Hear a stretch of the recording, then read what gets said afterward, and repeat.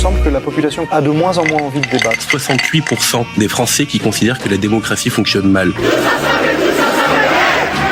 Mais qu'est-ce qui s'est passé avec les réseaux sociaux ? 44% des jeunes Français n'ont eu aucun rapport sexuel durant l'année. 10% des couples qui se marient aujourd'hui se sont rencontrés sur Internet.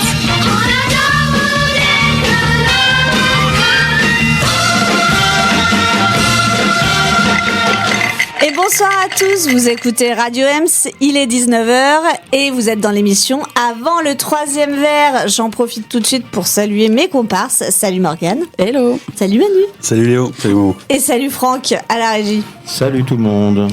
Et c'est parti. Donc pour cette émission dans laquelle, vous le savez, on est là pour rire, mais aussi pour parler de sujets de société. Manu, ne t'endors pas. Ça commence bien cette émission. À la première de l'année. À la première de l'année, on est chaud patate. On n'est pas du tout fatigué. Et bonne année à tous les auditeurs et les auditrices. Bien sûr, Très bonne année à tout le monde.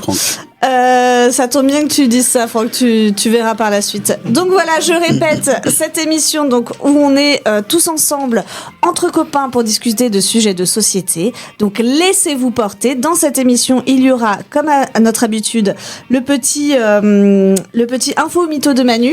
Enchanté. Et il y aura le retour du chaos social de moi.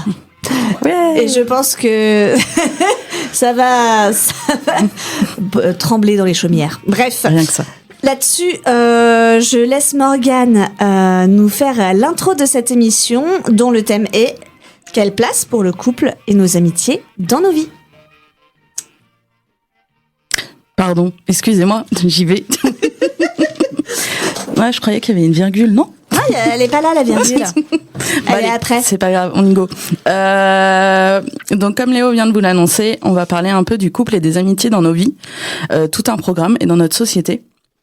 J'ai pu l'évoquer dans l'émission précédente, le besoin d'appartenance, d'affection, d'amour, qui soit familial, amical, amoureux, etc. C'est un peu quand même central dans nos vies. Et pourtant, comme le rappelle Aline Laurent-Maillard dans son livre Post-romantique, qui m'a pas mal aidé dans cette émission, enfin qui a pas mal inspiré le thème de cette émission, donc livre que je vous recommande. L'amour, en tout cas romantique, dans le couple amoureux, c'est un concept assez récent. Pendant longtemps, les mariages, c'était plutôt un partenariat. C'était pas du tout une preuve d'amour. On se mariait par intérêt et non par romantisme. Et c'est assez fou comment les choses ont changé dans notre société aujourd'hui. On est à l'opposé de ça. Ceux qui n'ont jamais entendu « Alors, ça donne quoi les amours ? Mais pourquoi t'es encore célibataire ?» ou plein de choses comme ça. Et même dès le plus jeune âge, on demande aux petits « Est-ce que t'as un amoureux ? Est-ce que t'as une amoureuse ?» Bref, c'est redevenu complètement central, alors que ça n'existait pas avant. Et l'amitié échappe pas non plus à ces injonctions. Souvent, on dit que c'est bien d'avoir plein d'amis, d'être très sociable, d'avoir des amitiés de longue date, etc. Donc, aujourd'hui, autour de cette table, on va réfléchir un peu à tout ça, avec nos situations personnelles qui sont assez différentes, nos situations amicales. Je vais commencer avec une première question, du coup. Alors qu'en France, on a environ 40% de célibataires, d'après les chiffres de l'INSEE, et que d'après l'Ipsos, 67% des célibataires sondés affirment avoir récemment ressenti une forme de pression à sortir du célibat.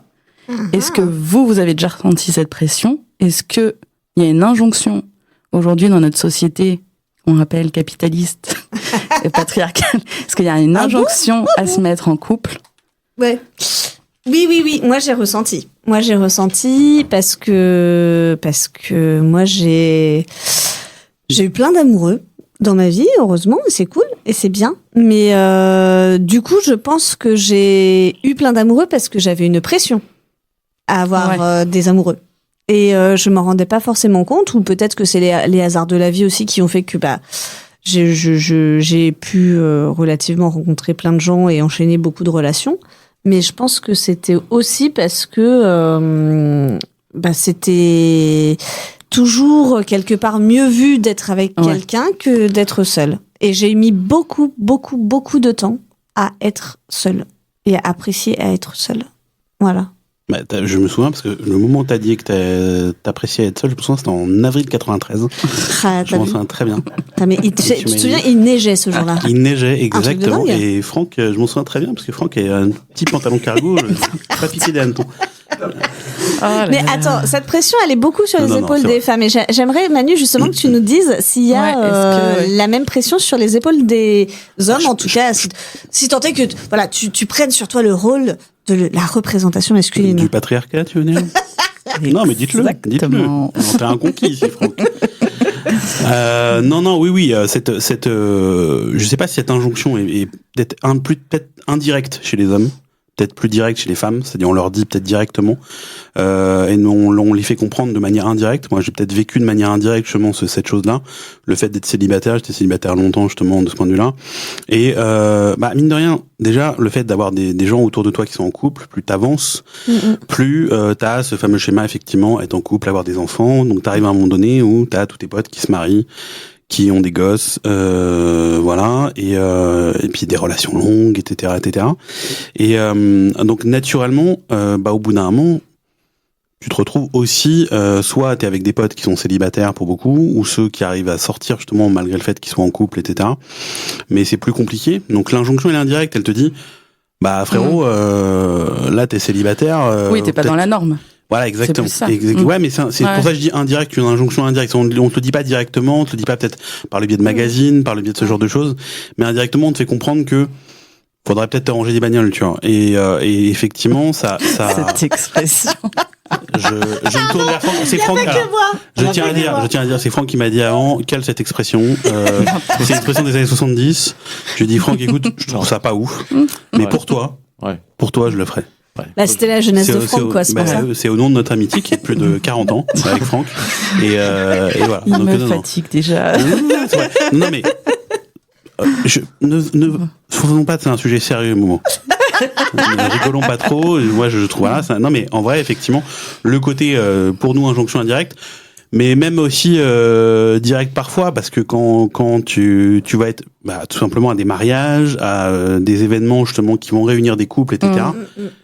Tout de suite, naturellement, à la petite table, machin, etc. Est-ce que, ça m'évoque vraiment beaucoup de choses et des souvenirs hyper douloureux d'être vraiment, la seule pote à des pique-niques ou à des trucs célib, pas d'enfants. Exactement. Et t'es là, tu te sens tellement déclassé.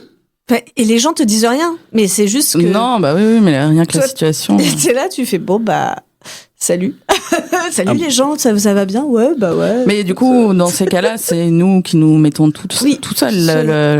Ou c'est juste on a intériorisé les pressions sociétales, tout simplement. C'est surtout ça, je pense. Ah non, effectivement, je pense qu'il faut sortir de ça. Moi, c'était très difficile. J'ai fait un pique-nique une fois en louant le gosse de Léo, justement pour faire genre j'avais un gosse. Bon, voilà, c'était à mi-temps, etc. Mais je me suis fait une thune de ouf. J'espère que ça rémunère bien ça. L'allocation de gamin. Je précise évidemment en toute légalité, évidemment, il y avait un contrat, CDD, etc. Il n'y a pas eu de maltraitance sur enfant, je tiens à préciser. Exactement. Non, mais c'est vrai que faut savoir s'en départir. Et puis aussi, je pense que c'est aussi un rapport à soi, tout simplement, d'être bien avec soi-même. À partir du moment où t'es bien, je pense, avec toi-même, dans ton rapport, on a tous des périodes, justement, au-delà du fait, toi tu disais justement, Léo, ce côté, j'ai souvent eu besoin d'être en couple, j'ai eu ce besoin-là. Au-delà de ça, je pense qu'il y a aussi des périodes, simplement, où peut-être qu'on a envie de plus de travailler, en genre de se mettre à fond dans le taf ou à fond dans les sorties, à fond dans certaines choses, mais genre ne pas avoir de place, ne pas garder une place justement pour le couple, ne pas garder une place pour une personne en fait, au-delà du couple, une personne justement au quotidien. Et moi, pour l'avoir vécu justement ce truc-là, je l'ai pas mal vécu, je pense, pendant un certain temps. Tu t'en rends pas compte et tu te dis en fait voilà, moi j'ai mon taf, je m'éclate, j'ai mes potes, je m'éclate, et puis après, au fur et à mesure, tu te dis en fait t'as tout simplement pas de place pour quelqu'un d'autre, et naturellement, mais c'est vrai que... Est-ce qu'on nous fait pas culpabiliser parfois de ça aussi, justement, de pas garder de place pour... Moi, j'ai pu le sentir des fois, on te catégorise, je trouve, très facilement d'égoïste, un peu d'égocentrique quand t'es célibataire, tu mènes ta vie, tu fais tes petits projets, parce qu'en fait, du coup, tu prends l'habitude de penser qu'à toi, t'as que toi à gérer. Ouais. Et j'ai l'impression que la société nous fait quand même Moi, j'ai ressentir une espèce de enfin, on a une mauvaise étiquette, c'est ça. Ouais, c'est ça. Je sais pas si moi je me suis toujours dit à contrario avec Manu, c'est que moi ça a été c'était un apprentissage et une peur, je pense, à surmonter d'être seule entre guillemets et d'apprécier être seule. Et en fait, une fois que ça a été surmonté, c'était quand même assez génial. Je tiens à le préciser que j'ai bien kiffé mes célibats. C'était important.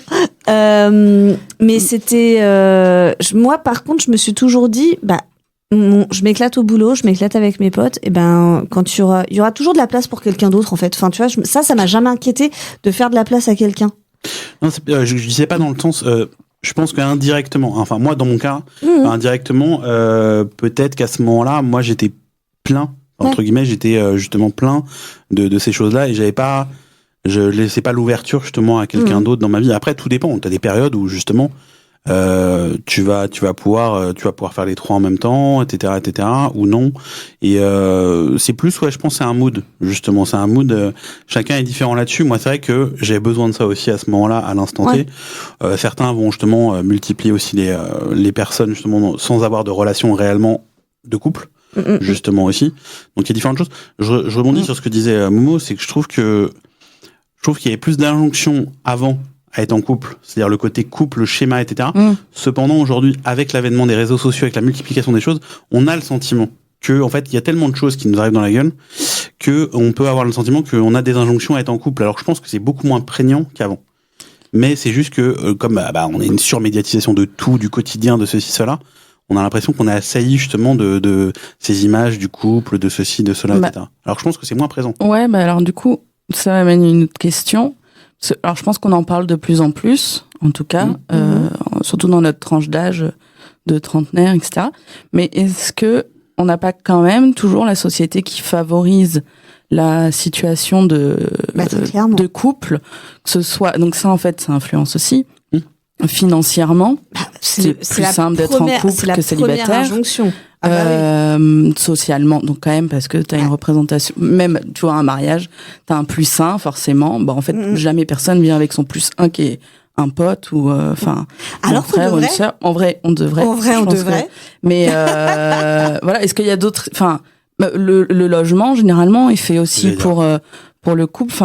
Non mais je trouve que effectivement, et puis même quand tu vas dans les, entre guillemets, excusez-moi de l'expression, mais les tréfonds du patriarcat dans le mariage offre au couple plus d'avantages fiscaux aux gens en concubinage. Non mais tu vois, par exemple, donc il y a clairement une règle pour moi de la société qui favorise le couple, qui encourage le couple et qui est fait pour que justement le couple est placé un peu sur une espèce de piédestal dans la société, parce que effectivement tout est fait pour entre guillemets le couple. Enfin j'ai l'impression que tout s'est organisé autour de ça. Moi j'ai beaucoup l'impression de ça. Moi, je trouve, il y a, oula, je vais y arriver. Non, je pensais justement. Emmanuel, on n'a plus le temps, non, je rigole. J'ai pas le droit d'être perdu dans mes pensées, là. Non, je pensais justement dans mes péripéties immobilières, justement, à l'époque. J'étais en location à Clamart, justement. J'ai été marqué par ma propriétaire qui avait fait visiter, justement, l'appartement que j'allais quitter, justement, pour un autre couple. Et pour un couple, justement, en l'occurrence, où moi j'étais célibataire. Et effectivement, son discours m'avait marqué, c'est qu'elle m'avait dit, de toute façon, c'est toujours, moi, je préfère toujours les couples, justement, loués au couple, parce que je sais que même en termes de loyer, en termes de genre de choses, d'un point de vue financier, c'est plus simple, en fait. Et pourtant, voilà, qu'ils soient en CDI ou pas, ou machin, etc. Donc c'est vrai que c'est beaucoup plus difficile pour une personne célibataire, même pour l'achat, pour ce genre de choses. Ah oui, mais t'accumules les difficultés quand t'es célib, et puis enfin, à part les femmes qui s'appauvrissent quand elles se mettent en couple, a priori, c'est quand même que des avantages. Enfin, je veux dire, c'est en tout cas, j'ai l'impression, que des avantages. La société te laisse croire et te fait idéaliser. Oui, tout à fait. La situation de couple. Et du coup, on en vient à oublier pas mal de monde, je pense. Donc, par exemple, moi, c'est comme ça que le thème m'est venu. Les asexuels ou les aromantiques. Et, donc c'est le livre que je vous conseillais, Post-romantique, a été écrit par une personne à Roraïs, et qui disait, je savais pas où était ma place, parce qu'en fait, tout le monde te faisait comprendre qu'il fallait absolument être en couple, parce que, autant quand t'es célibataire, t'y penses, et en vrai, là, je trouve qu'on fait culpabiliser les célibataires heureux aussi. Et donc, qu'est-ce qu'on offre à ces personnes-là ? C'est une vraie question. C'est une vraie question qu'on va déblayer dans la seconde partie de notre débat. Comme je vous l'annonçais, c'est le retour de la chronique du chaos social, et c'est maintenant.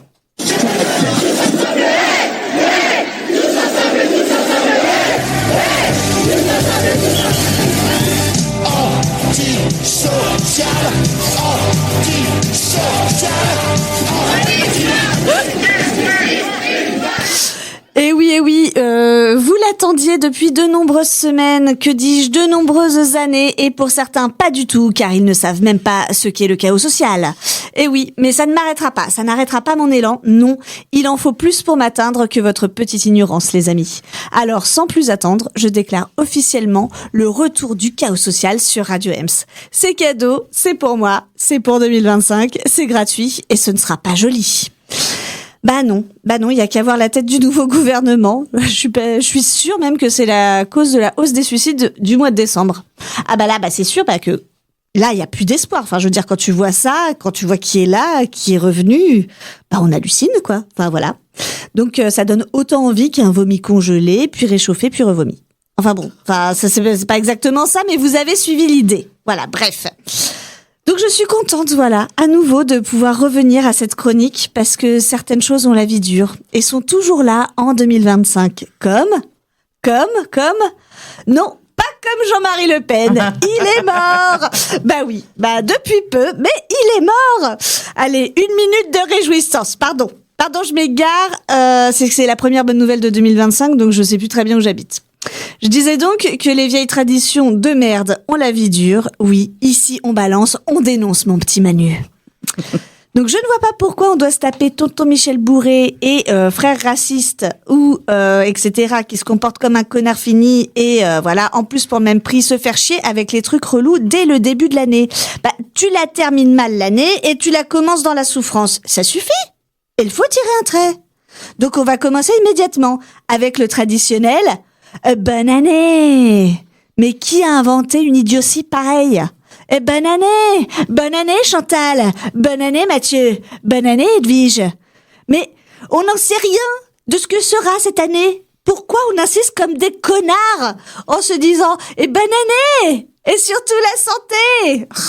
Puis on le dit à tout le monde, à Michel, au boulot, alors qu'on s'en fout. On s'en fout de la vie de Michel. On le dit à nos chefs, alors que vous le savez comme moi, dans 90% des cas, on ne leur souhaite pas du tout une bonne année à ces gens-là. Bien au contraire. Enfin bref, je crois que ça me perturbe beaucoup de commencer tous les ans avec une hypocrisie poussée à son paroxysme. Voilà, mais qu'on nous foute la paix. Voilà, bref. Qu'on s'envoie des messages, qu'on copie-colle à tout le répertoire et bonne année, amour, gloire et beauté, gna gna gna, que ça sature les réseaux pendant des heures. Mais la tristesse. Mais on n'a pas autre chose à foutre. Sérieusement. Il y a toujours le même connard qui va arrêter plus ou moins le 8 ou le 6 en disant « bonne année !» oui, parce qu'on a jusqu'à la fin du mois de janvier pour se le souhaiter. Mais putain, mais filez-moi un bazooka. Mais j'en peux plus. Voilà. Donc je vous propose une alternative. On dit bonne année que aux gens qu'on aime. Oui. Si vous avez de la chance, vous en avez plein. Sinon, c'est que vous avez entre 10 et 15 ans, un portable depuis pas longtemps et beaucoup trop d'illusions sur cette vie. Et pour les autres, ceux qu'on n'aime pas, on leur fait des doigts d'honneur. Et tiens, pour toi, Carole, tu m'as cassé les couilles toute l'année, je te décerne un super méga doigt. Voilà. Attention, ne te réjouis pas trop vite, car tu es en compétition avec Henri, qui m'a bien pourri la vie et qui recevra lui aussi un bon gros doigt dès qu'on se croisera. Voilà. Donc, en tout cas, je ne sais pas si ce sera une tradition pratiquée dans le monde, mais ça permettrait de remettre les choses à leur place au début de chaque année et de permettre un nouveau recommencement. Vous riez peut-être ? Mais si on regarde bien, on n'en est pas si loin. Le gouvernement, lui, il est prêt à recommencer tous les 3 mois, en nous faisant des bons gros doigts. Alors pourquoi pas nous ? Sur ce, et en attendant que les choses changent, et malgré mon aversion pour tous ces simagrées liés à la célébration du Nouvel An, et même si après tout ce que je viens de dire, vous êtes libre de l'interpréter, je vous souhaite à tous, à mon tour, une très bonne année. Bravo. Je tiens à embrasser quand même Carole et Michel. Ouais. On connaît dans la vraie vie, que Léo connaît dans la vraie vie, qui sont adorables. Vraiment, Pensez pour eux. Et je tiens à dire aussi qu'à minuit 01, Léo a nous tous envoyé un bonne année justement cette année, donc je tiens à le dire. Bon, vous le prenez comme vous voulez. Hein.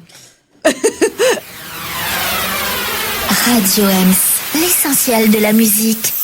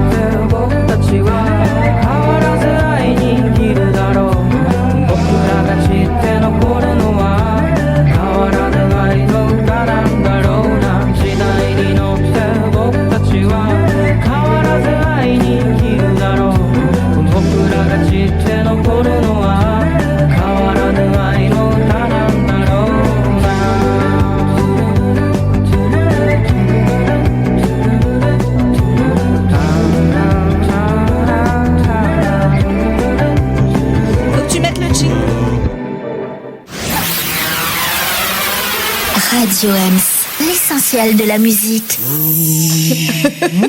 Manu chante et moi je donne des ordres à Franck, tout se passe bien dans cette émission. Vous êtes dans Avant le troisième verre. C'est n'importe quoi, il n'y avait pas de jingle de prévu. Non mais on a sauté tous les jingles depuis le début. Oui Manu, merci pour cette réinterprétation de ce titre. Donc voilà, excusez-nous, vous êtes dans le troisième verre sur Radio Ems. On a été perturbé par Manu qui dansait dans le studio pendant la Torse chanson. nu, bien sûr. Ouais. Ouais. Ah, ça nous a... Revenons. je l'ai fait bugger. Ne rappelons pas notre passé commun. Tout à fait. Revenons à notre sujet d'émission, les amis. C'est parti. Donc, la place pour le couple et les amitiés dans nos vies. Et du coup, on parlait justement de l'invisibilisation de certains liés à cette peut-être injonction.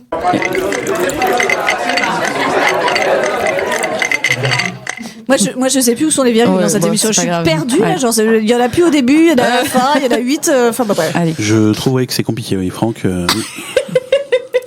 Allez, c'est parti, on recommence. Donc, l'invisibilisation de certaines personnes. Et surtout, est-ce que la réponse à tout ça, c'est pas de même pour les gens en couple, ce serait pas de se concentrer aussi sur les amitiés, de leur donner quand même une place, peut-être, qui se perd? Je pense que, en fait, c'est lié beaucoup au temps. Je pense que quand on est enfant, les amitiés, c'est tout. Enfin, c'est beaucoup de choses. Tu peux avoir des amoureux, des amoureuses, c'est aussi beaucoup, bien sûr, mais je pense que tes amis, c'est...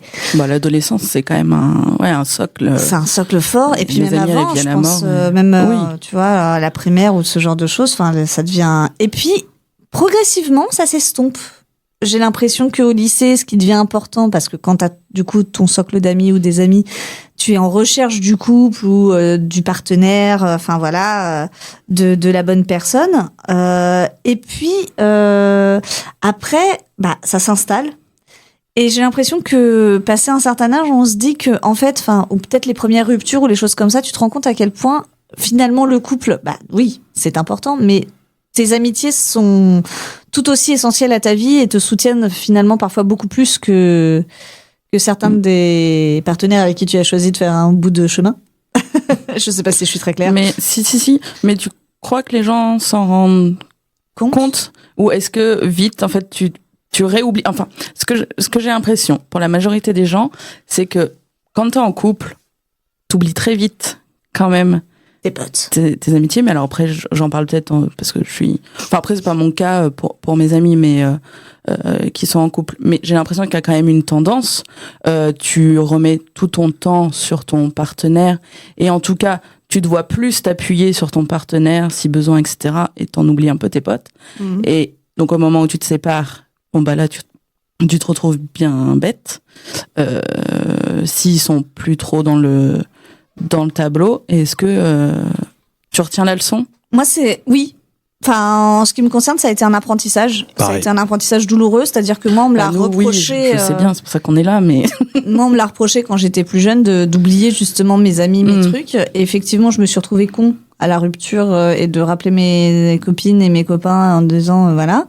Et on m'a fait bien comprendre et bien sentir que du coup, voilà, il y avait un équilibre à trouver. Je pense que c'est aussi une question d'âge, vraiment. Enfin, je pense que maintenant, à nos âges, on fait plus les mêmes erreurs. On a fait cet apprentissage et on essaye peut-être de ménager un peu mieux nos temps, entre guillemets.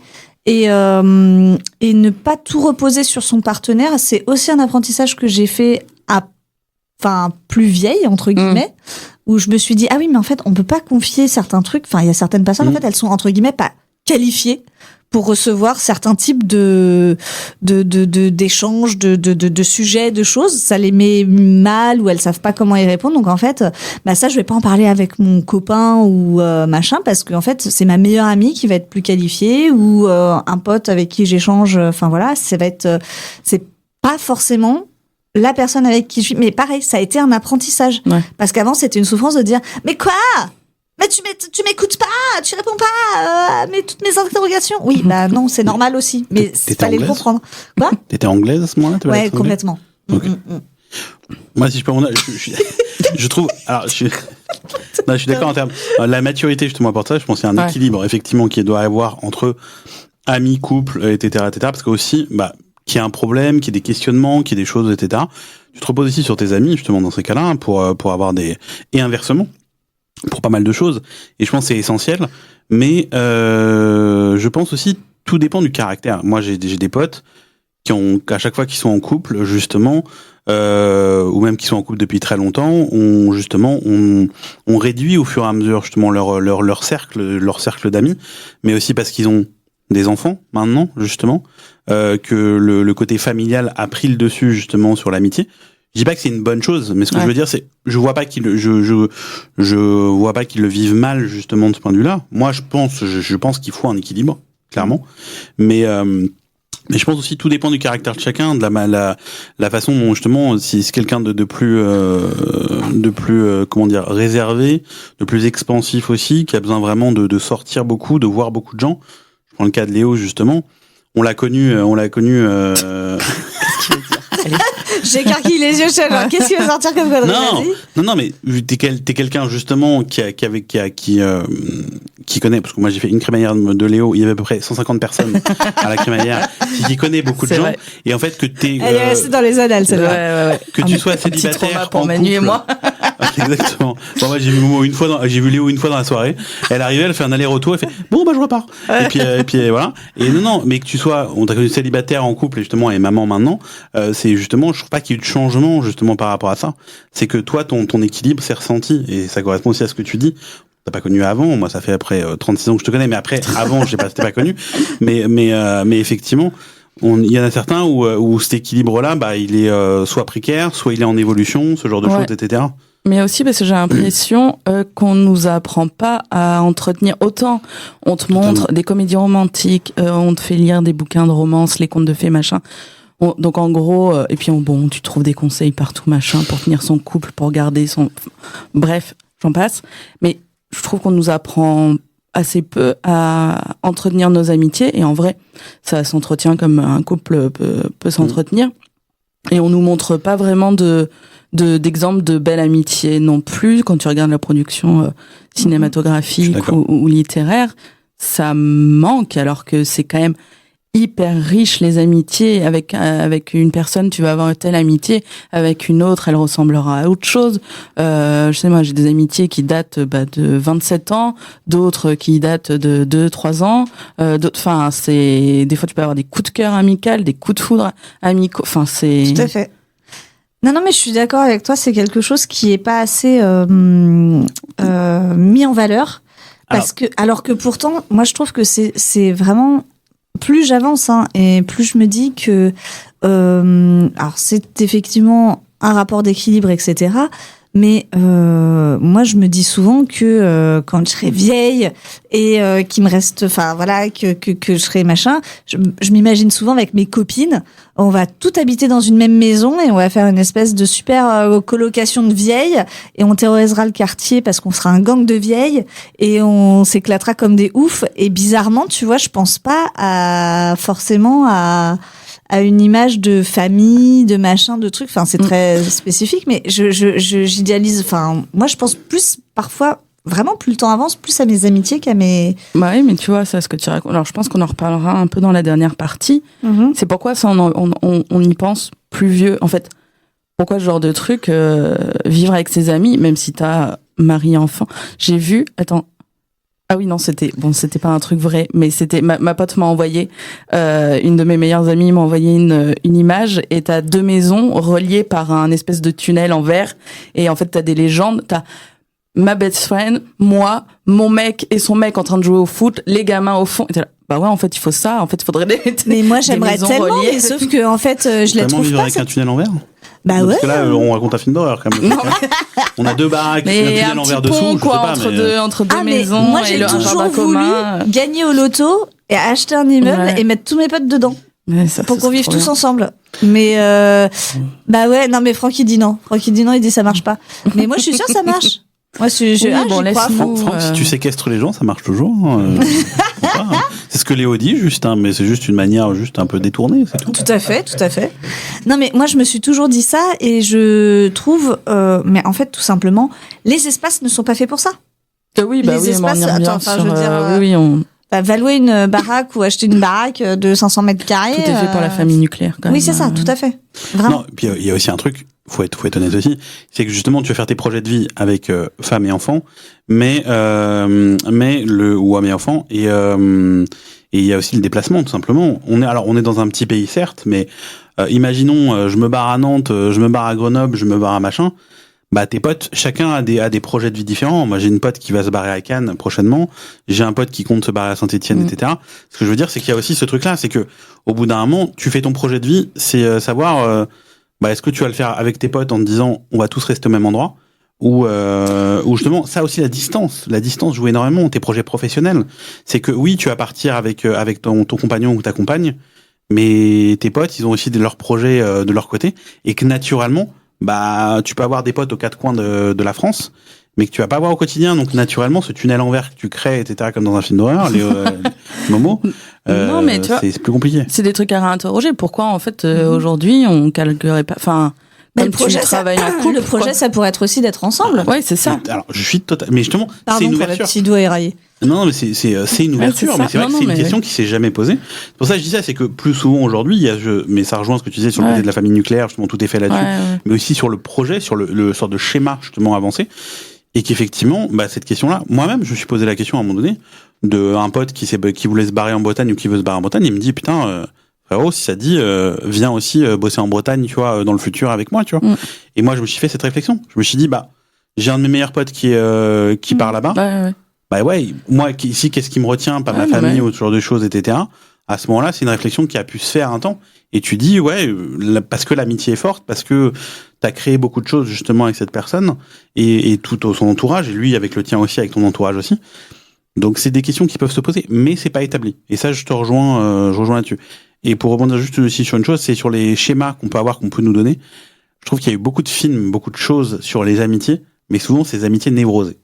C'est ça le problème. C'est qu'il n'y a pas justement, c'est comme le clicheton de la comédie romantique, la rom-com, etc., avec la fin qui termine ensemble. Et bah, les comédies névrosées, en général, t'as quand même toujours des vieux plans à la mort moelleux à l'intérieur, les mecs qui kiffent pas vraiment, etc. Je regarde Le Cœur des hommes 1, 2, 3, tu vois. Oui. C'est peut-être le seul. C'est peut-être un des seuls. Sinon, ouais, souvent t'as quand même une espèce de trahison. Ouais, exactement. T'as toujours la trahison, puis la réconciliation. Mais comme après dans les comédies romantiques aussi, t'as toujours du drame à un moment, etc. Enfin, on n'a pas, je trouve, de trucs, complètement sains. Exactement. Et les meufs, il y a toujours un mec au milieu de l'amitié. Enfin, tu vois, alors que vous avez déjà vu une amitié entre meufs. Enfin, il y a rien de plus. Moi j'ai tout vu. Mes meilleurs dates, c'est avec mes amis, tu vois. Enfin. Ah mais moi, notre amitié entre meufs, moi je la kiffe, je vous le dis. Sinon on serait pas là tous les mercredis, mon gars. Non mais je suis d'accord que pour revenir aussi à la société et tout ça, ce qui entrave aussi peut-être les amitiés, c'est qu'effectivement rien n'était pensé pour justement les amitiés, ne serait-ce que les colocations, les trucs et les machins comme ça, c'est même ça, c'est potentiellement difficile. Ah bah oui, de toute façon, matériellement, c'est voilà. Donc tout est effectivement rien n'est fait pour vraiment consolider les amitiés. C'est ça. Je suis d'accord. Radio M. L'essentiel de la musique.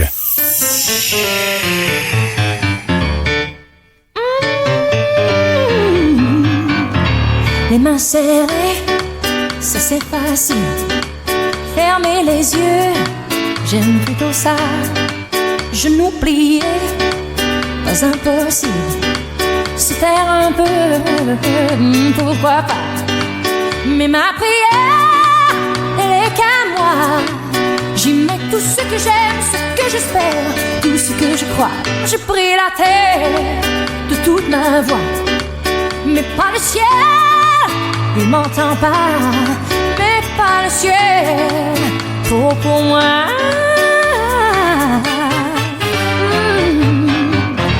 Quand je me réveille, je loue le jour, la vie toujours, toutes ces merveilles. Je prie les roses, je prie les bois, les vertueuses, n'importe quoi. Je prie l'hiver quand il s'en va, l'été, les citrouilles, la mer et le soleil, ses éclats. Et je suis sincère, je prie pour tout ça. Mais toi le ciel, tu n'entends pas. Mais toi le ciel, est-ce que t'es là?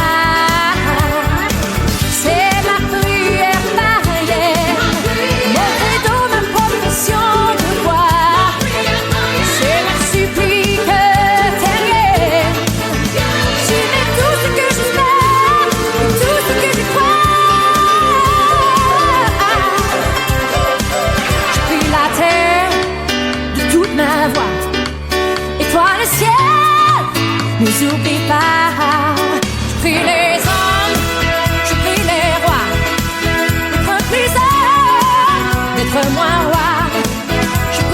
yeux des femmes, que les cieux ne voient jamais. Je prie l'amour et nos cerveaux, qu'on imagine qu'on se bouge et sans trop compter sur la haut. Ça m'empêche, je prie pour toi. Et toi le ciel, écoute-moi. Toi le ciel, attends la voix.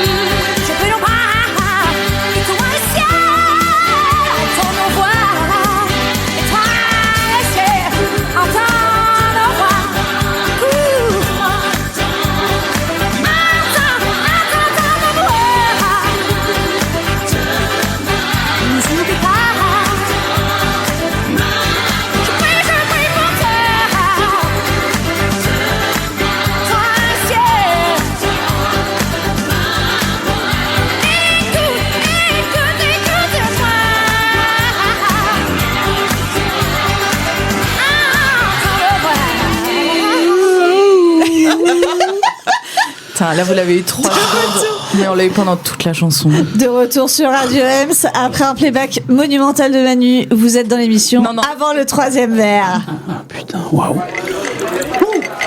Allez, t'as tout donné. Non, mais un playback, t'as pas de son normalement. C'est vrai. Non, C'est vrai que Quelle émotion, merci à tous. Ah non, mais merci il à a vécu toutes. la chanson, c'était magnifique. Vous ne l'avez pas vu chez vous, mais nous, on avait le son, les lumières, tout le tirage. Extraordinaire. On embrasse Céline d'ailleurs. Ah oui, je t'embrasse. Ma préférée. Et Jean-Jacques. Jean-Jacques. Jean-Jacques, ouais, le gold. Bref. Donc, retrouvons-nous pour la 3e partie de cette émission. Donc, je vous rappelle le sujet qui est la place pour le couple et nos amitiés dans nos vies. On attaque la dernière partie. Alors, on était pas mal sur l'amitié. Comment entretenir nos amitiés? Est-ce qu'il y a des nouveaux modèles qu'on peut avoir? Mais aussi, est-ce que c'est pas plus compliqué à l'âge adulte de créer de nouvelles amitiés?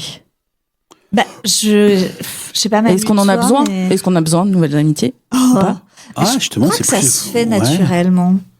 Je trouve justement, c'est peut-être ça va plus vite justement encore dans l'âge adulte. Quoi? Alors, je suis pas du tout d'accord. Ah non, bon, franchement, après je l'ai vécu comme ça. Non, mais j'ai dû te poursuivre à Lille pour qu'on devienne amis, tu rigoles quoi? Pardon? Je ne suis jamais allé à Lille. C'est faux. Je ne suis jamais allé à Lille. Non, mais c'est là dans notre cas effectivement parce que tu m'intimidais, c'est quelque chose. Pas très envie d'en parler ici, Léo, tu comprends, voilà. Mais non, c'est ce que je veux dire, c'est que dans on a un rapport peut-être plus direct justement. Enfin moi, en tout cas au travail. Je suis journaliste, pour ceux qui le savent pas. Oh là là. Instant boulard. Non. Et donc, mais quand t'es au travail, justement, il y a des choses qui se créent naturellement. Moi, je sais que il y a certaines choses qui sont faites plus naturellement que quand j'étais au collège ou au lycée. Et surtout, en fait, t'as des moyens de se voir plus simples, en dehors, justement. Non, mais c'est vrai. Non, et puis même d'aller plus vite, de peut-être partir en vacances, plus simplement. C'est marrant comme on n'a pas du tout les mêmes ressenti. Enfin, parce que du coup, t'as pas vu la tête de Léo et moi, mais. Ah, mais j'ai vu vos têtes. Mais oui, non, mais suivant nos situations. Non, mais c'est. Merci Manu. Mais pardon, vas-y, termine si. Ah non, mais je vois totalement, je sais, parce qu'on en a déjà parlé avant justement pour nous dire, je sais que vous avez un rapport différent par rapport à ça. Parce que, alors moi maintenant, avec Léo, on s'est rencontrés au taf, hein, donc, mais Moi, le boulot, je trouve que c'est un environnement quand même assez particulier. Alors, j'ai toujours réussi à créer des amitiés ou des relations, mais je trouve que ça prend du temps parce que t'es avec des gens qui n'ont pas du tout les mêmes vies, forcément. Je suis assez d'accord. Que toi, c'est dur de trouver des points d'accroche parce que t'as pas envie que ce soit ton taf, quoi. Juste c'est là où tout dépend le taf, justement. Pour moi, justement, le rapport, c'est aussi dans quel milieu tu évolues. C'est vrai que dans le milieu du journalisme, de ce point de vue-là, c'est que rapidement, moi, la plupart de mes potes aujourd'hui sont journalistes. Et beaucoup de mes potes, justement, la plupart de leurs potes sont journalistes aussi. C'est un milieu qui est tellement, qui est tellement particulier, justement. Je pense qu'au fur et à mesure, t'as besoin d'aller voir d'autres choses, etc. Mais en tout cas, dans ce milieu-là, c'est vrai que c'est plus simple de se faire des amitiés, je trouve. J'ai envie de faire une blague. Milieu, communauté ou secte? Vous le verrez dans la prochaine émission de Avant le troisième verre. Le journaliste, qui est-il? Que fait-il? Qui sont-ils? Avec un inside d'Emmanuel Rupier. Non, mais c'est vrai que, moi, par exemple, mes amis sont pas tous éditeurs ou éditrices. Et moi, je suis assez d'accord avec Morgane. C'est-à-dire que j'ai toujours eu des amitiés dans le travail et qui m'ont suivi après. La preuve. Mais c'est pas toujours évident, effectivement, dans ce melting pot, de retrouver des gens qui ont les mêmes accroches que toi. Moi, je dis toujours un truc, parce que j'y crois beaucoup, c'est que à un moment, on finit par se retrouver, on finit par se reconnaître, entre guillemets. Ouais. On se sent les uns les autres. On sait qui et on sait voilà. Mais c'est moins facile qu'avant. Je trouve, parce que t'as une insouciance qui n'est plus là. Enfin, je veux dire, quand t'es gamin, t'es pote avec tout le monde. Enfin, je veux dire. Et puis le moindre, puis tu vas juste voir les gens, tu peux jouer avec vous, et les gens ils disent oui, et toi tu fais ok. Et voilà, tu te fais des potes. Oui. Et dans la vraie vie, t'as déjà essayé de faire ça, toi, Manu? Tu viens, on va boire un verre, tu connais pas la personne. Je suis pas sûre que la personne, elle te regarde, elle te dit, non, franchement, non, ça marche pas, Franck. Non, Franck qui me dit ça marche pas. En fait, Franck, c'est possible avec lui, oui, si. Ouais, viens, on va boire un coup. On va boire un coup, Franck. Non, je trouve que c'est une vision romancée du lycée ou du collège, etc. Ou même de la primaire. C'était un peu plus long que ça, quand même. Mais non, mais tu passais ta journée avec eux. Enfin, tu passais la journée avec les enfants. Et en fait, vraiment, il te fallait pas grand chose pour être rien, ouais. Surtout que mais maintenant, pour considérer quelqu'un comme ton ami, donc il faut que tu te sois livré quand même. Faut passer toutes les étapes. Et en fait, t'as pas forcément envie de le faire avec tes collègues. Tu sais jamais exactement ce que ça peut donner si tu te livres, tu balances trop de perso. Moi, j'ai passé un entretien quand j'étais gosse et tout. Ils allaient dans le bureau, passer des RH et tout. Psychopathe. Un test de personnalité à ses amis. Alors. Moi, je me souviens, j'ai effectivement, moi, j'avais pas de problème, justement, pour me faire des potes, ou j'ai jamais eu de problème avec ça. Mais je trouve que, justement, ce rapport-là, j'ai pas eu le sentiment que c'était très long quand j'étais non plus au collège ou au lycée ou machin. Mais j'ai le sentiment, je sais pas, que c'est plus rapide, t'es comme si t'avais envie d'aller à l'essentiel aujourd'hui plus vite. Et justement, et qu'à l'époque, tu côtoies beaucoup de potes, tu côtoies beaucoup de gens qui sont pas obligatoirement tes potes, tu t'en rends compte après, en fait. Ça que je veux dire, c'est que les amitiés aujourd'hui sont peut-être plus, je trouve plus, celles que tu choisis en tout cas, elles sont plus sincères directement. Tandis que quand t'étais au collège ou au lycée, tu prenais entre guillemets ce qu'il y avait. C'est ce que ton quotidien, ceux qui sont au quotidien avec toi. Là, je vois ce que tu veux dire. Oui, tu vas peut-être créer des liens. Mais après, c'est parce que ça, je pense que c'est juste parce qu'on vieillit et que maintenant on a des sujets de conversation hyper deep. Mais avant de les avoir avec quelqu'un, je trouve qu'il y a quand même du temps. Et parce que si on n'a pas de temps, enfin, tu vois, on en parlait déjà pour entretenir nos amitiés. On galère un peu et en fait, pour créer des liens, il faut quand même sortir du cadre. Enfin, faut rester bloqué 1 heure dans les ascenseurs. N'est-ce pas, Bobo? Oui, c'est vrai. Maintenant, ça m'est arrivé hier, 1 heure avec mes collègues dans l'ascenseur. Heureusement, je les aimais déjà beaucoup. Mais voilà, maintenant, on a un lien spécial. On est lié à la vie, à la mort. Mais non, c'est ça. En fait, maintenant, t'as pas le temps d'aller boire un verre avec déjà tes potes actuels. T'as pas le temps de faire des rencontres amoureuses ou parce que, t'as 10 000 trucs. En tout cas, nous ici à Paris, on a quand même des journées à rallonge. C'est-à-dire que oui, c'est ce donc que en fait, je trouve que non, ça s'étale quand même vachement sur le temps pour créer des liens. Moi, des gens que je vois une fois tous les 6 mois aux soirées de mes autres potes, les amis d'amis, avant que ça devienne mes potes, en fait. Mais c'est pour ça que je disais justement, là, j'ai juste donné un exemple. Moi, par exemple, j'ai bossé beaucoup en matinale. C'est que il y avait le fait d'être en horaire décalé. C'est pour ça que je dis ce milieu-là est particulier. C'est que le fait d'être en horaire décalé, ça crée aussi des liens vraiment différents justement de ce point de vue-là. Et c'est qu'en général, avec des gens que tu connaissais pas obligatoirement, tu peux te retrouver à 9h30 du mat, aller prendre un petit déj avec une personne que tu connaissais pas 3 heures plus tôt. Et parce que justement, t'as créé ce lien. Ouais, mais t'es dans un boulot de circonstance. Je pense que la caissière, tu vois, qui embauche à 7h après du midi ou je sais pas quoi, elle a pas trop le temps de boire un café. C'est pour ça que je dis que c'est un milieu très particulier. C'est pour ça que je dis, et je pense qu'il y a d'autres cas. Le journaliste, qui est-il? Que fait-il? Que mange-t-il?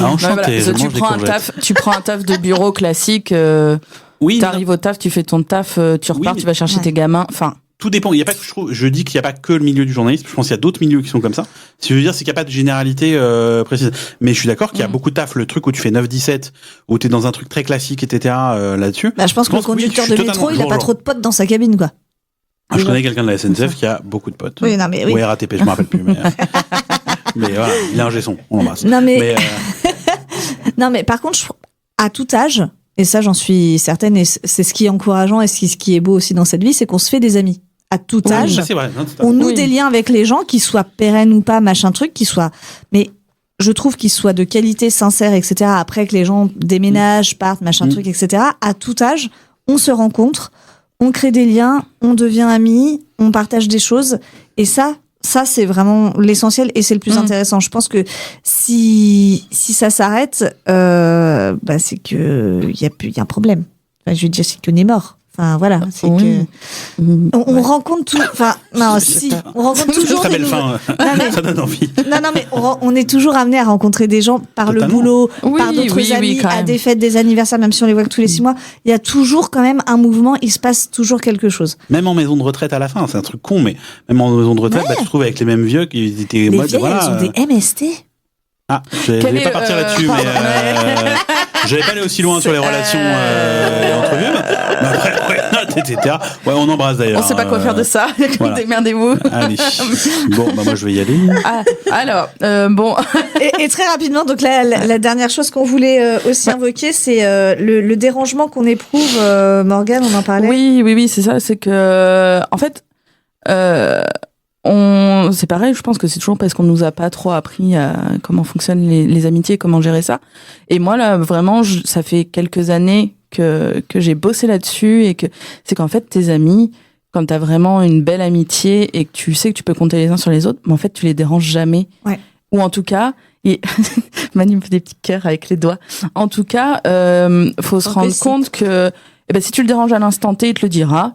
Oui. Et puis il dira, mais tu lui dis mais ça va pas et tout, fait ok là je peux pas, mais vas-y on s'appelle juste après, vas-y autant tu vois, ça nous dérange pas de déranger notre conjoint ou notre conjointe.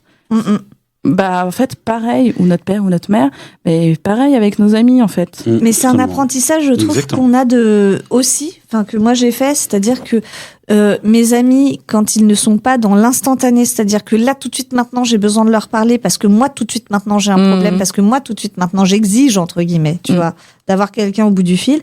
Ça a été long aussi de comprendre que eux, ils ont leur vie, ils ont leurs enfants, ils ont leurs trucs, ils ont leur machin, et qu'ils sont pas forcément disponibles là tout de suite maintenant, mais que ça ne remet pas en cause nos amitiés. Aussi. C'est juste une question de moment. Et savoir prendre en charge ce besoin irrépressible, finalement, ça m'a fait beaucoup grandir et ça m'a permis vraiment de gérer mes amitiés autrement et plus sereinement. Mais même en sachant qu'ils sont pas dans l'instantané, faut quand même pas se contraindre. Tout à fait. Et pas avoir peur et ils seront toujours là. Enfin, il y aura toujours un moment. Oui. Always. Yes. Always, maman. Oui.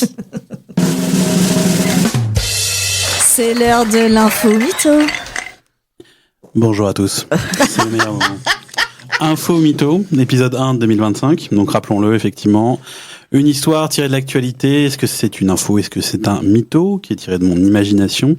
On commence avec une histoire un peu insolite que nous apprend Midi Libre ce matin.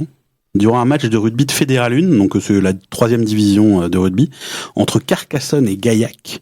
Les deux équipes, justement, donc, jouaient normalement. Et puis un des joueurs a été plaqué de manière peu conventionnelle alors qu'il avait le ballon en main. Le pilier s'est fait rafuter par un cerf. Ah, pardon, il s'est pris un cerf? Il s'est pris un cerf qui passait dans... Verbe, ça rafuter, c'est une expression justement pour dire qu'il se fait plaquer, quoi, grosso modo. C'est comme le truc avec les voitures tout à l'heure, que ça date de Mathusalem. Ah oui. Exactement. Donc il passait, donc il a littéralement soulevé. Donc la vidéo, parce qu'il y a une vidéo amateur justement qui est assez impressionnante. Alors plus de peur de mal pour le joueur qui s'en est sorti avec quelques éraflures. Mais voilà, les joueurs évidemment de pratiquer un sport hors du stade et près d'une forêt. Donc rappelons qu'il faut toujours bien faire gaffe aux panneaux de signalisation sur la route qui annoncent des cervidés. Ce sera aussi bientôt le cas pour les terrains de rugby amateurs. Alors, est-ce que c'est vrai ou est-ce que c'est faux? C'est tellement ouf que j'ai envie de dire que c'est vrai. Ouais, moi je dirais que c'est vrai. Franck, il dit que c'est faux. Franck, il dit que c'est un mytho. Bien joué, Franck. Ah tu m'as eu Mais avec donc, ton petit rappel de faites attention. Ah, bien. Deuxième histoire, 1-0. Ouais, grave, la roue tourne là en 2025. Exactement. Ah oui, à chaque fois que je La perdais, roue tourne là, à tourner. c'est bon. Oh non, les dernières émissions, je gagnais de ouf. Ouais. Pardon, c'est moi, on dérape. On fera les comptes plus tard. Exactement. Alors, deuxième histoire, on ne sait pas trop si on doit en rire ou en pleurer, mais dans le nord de la France, à Noran-Fonte, les combats de coqs sont désormais interdits. Et oui, voir 2 coqs se foutre des nions dans une arène est toujours autorisé dans quelques communes du nord de la France au nom de la tradition. Bien que ce soit interdit sur le territoire français, il y a une dérogation qui existe ainsi pour permettre à des combats de coqs de perdurer. Et on apprend dans la presse locale récemment que dans cette petite commune du Nord-Pas-de-Calais, un homme avait même décidé de construire un galodrome. Donc c'est une arène où des combats tout neufs. Sauf que les autorités ont finalement décidé d'arrêter les frais et ont supprimé la dérogation qui permettait donc à cet homme et à n'importe qui dans cette commune de voir 2 coqs se mettre des balayettes devant du public. Donc c'est la fondation Bardot qui est montée au créneau ces derniers mois pour alerter et ça a marché. Alors est-ce que c'est vrai? Est-ce que c'est faux? Mais je croyais que c'était interdit depuis toujours, moi, les combats de coqs. C'est pas possible. Du coup, j'ai envie de dire vrai. Moi, j'ai envie de dire faux. Faux pour Franck? Ouais, faux pour Franck. Et c'est vrai. Yay! Oui, parce que c'est. Par contre, c'est ouf. Enfin, c'est n'importe quoi. Faut préciser, effectivement, c'est interdit sur le territoire mais français. il y a des communes qui ont en des fait, dérogations. il y a des dérogations au nom de la tradition. Mais ça va pas. La tradition, ils nous font yesh Voilà. avec ça. Et en fait, Tu vois les traditions de merde qui perdurent, tu vois? C'est bon, c'est bon. Bah, cette tradition, c'est un peu particulier quand même, effectivement. Dernière histoire. Donc, on parle de la célèbre enseigne Ikea, qui ne fait pas que des meubles. On a tous envie de le dire, c'est Aubry. On ne sait pas comment, on sait pas comment les monter, rappelons-le, tous les meubles Ikea. Moi, ça m'est arrivé avec une table dont j'avais perdu la notice. Résultat, c'est ma meuf qui l'a montée 1 an plus tard. Mais il faut faire Polytechnique pour le faire. Alors peut-être pour s'améliorer avec son mobilier, l'enseigne suédoise a organisé un concours pour aller pioncer une nuit dans un de ses magasins, les 24 et 25 janvier prochains. Alors, au programme des animations, une séance de yoga, un petit film et au lit. 160 participants pourront se faire plaisir sur les lits et même en tester plusieurs dans la même nuit. Un tirage au sort a ainsi lieu dans les prochains jours. On sait toujours pas quelle idée est passée par la tête de l'enseigne. Alors, pour tester le mobilier Ikea, il suffit, je le rappelle, de faire une raclette chez Léo et s'endormir sur son fauteuil. Ça marche aussi très bien. Voilà, c'est ce que j'ai fait moi pendant les fêtes. Donc, est-ce que c'est une info ou un mytho? Mytho. Moi, je dirais que c'est vrai. Mytho. Et Franck? C'est trop ouf, mais je veux y croire. Alors, c'est une info. Et c'est une info. Ouais. Putain, mais c'est pas vrai, mais j'ai tout faux, Léo. Ah ouais, grave. Eh oui, 3-0. Ça m'étonne pas. Comme Airbnb, ils font des trucs un peu. Mais c'est les nuits insolites, machin et tout. Ils se rendent compte quand même que les gens, ils vont déglinguer les magasins. Enfin, moi, je mettrais plein de trucs dans mes poches. Enfin, je sais pas. Non, mais surtout, quelle idée de se dire, lui dire, faut qu'il y ait un truc extraordinaire. Ça reste un magasin avec de meubles, voilà, exactement. Passer une nuit dedans. Mais si, Ikea, quand même, c'est drôle. Enfin, si. Moi, c'est un peu mon parc grand et tout. C'est mon parc Walt Disney pour adultes, personnellement. Quel enfer. Ah bah non, mais attends, t'as vu Ikea? C'est pas toujours le kiff d'aller à Ikea, quand même? Ah bon, ouais, tu sais. J'adore aller Moi, Ikea j'adore. Non, mais ça donne trop d'idées et tout. C'est toujours trop bien rangé. Ah, puis il y a plein de trucs astucieux tout le temps. Ouais. Mais de là et aller y dormir, sérieusement, faut pas déconner. Ouais, faudra leur demander. S'il n'y a pas eu des histoires de gens qui ont réussi à se faire enfermer dans un. Si, ça c'est possible. Ça se dirait, il y a eu un film là-dessus. Mais c'est des mini-villes aussi dans certains. Ah bah oui, donc faut pas exagérer quand même. Ouais. Bon, en tout cas, merci Manu, tu nous as régalé. Merci.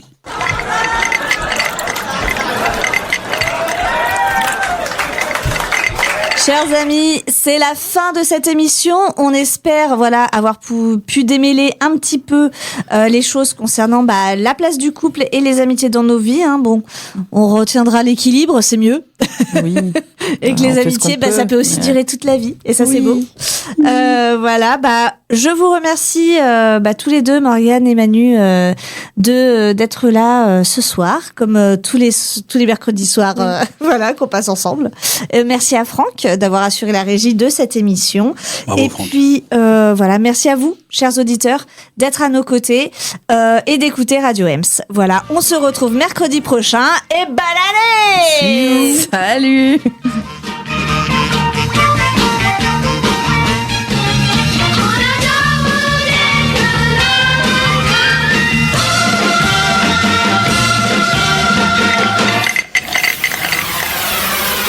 Radio Ems. L'essentiel de la musique. Radio Ems.